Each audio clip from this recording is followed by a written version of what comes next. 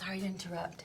But before you two cousins start your discussion, I just wanted to say what a joy it would be to have another member of the next generation join the family business. Philip, I'm sure you haven't made up your decision yet, and I know things are still at an early stage, but I really hope you can work things out with Maureen. Don't forget we're having lunch at 12:30.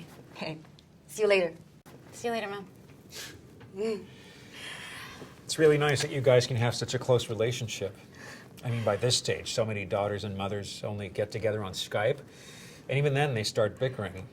Or maybe that's just my wife and my mother-in-law. No, that is true. Although it might just be your mother-in-law. Right, so let's get to business. You know that I'd like to join a family business. I'm very interested. I can see lots of advantages.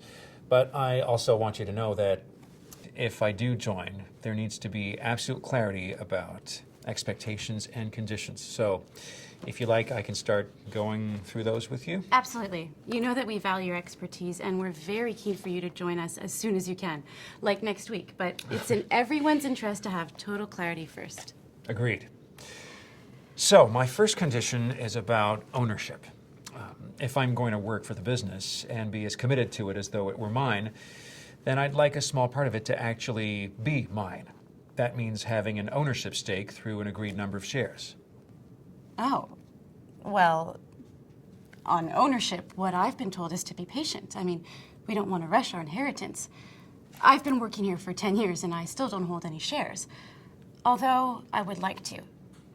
But that's to say, I think it's a good idea, since I do work in the business. But would it be fair for you to have shares when I don't have any? Listen, don't get me wrong, I'm not demanding for special treatment or anything. I think any cousin who joins the business should see that there's a fair process for entering the ownership circle. Otherwise, if I were to join in 10 years, I could still be waiting for vague commitments and half promises to be fulfilled. Or even worse, Maureen, you could still be waiting too. After 20 years, there needs to be an agreement. Something that's written down and transparent to everyone. Well, I can't argue with that, but let's think practically. What you're talking about here is a shareholders agreement, maybe a family constitution. That's going to take a lot of time and effort. Yes, it is.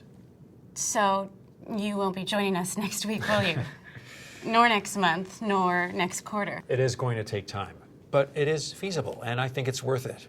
In the end, it'll make things much clearer for you and me, for any other cousin who wants to join later on. And for my children and your children and grandchildren. Hey, I know the family business thinks long term, but let's leave the grandchildren out of it for now, shall we? I mean, I can hardly wrap my head around my own two kids right now. Here, let's talk more about this. I've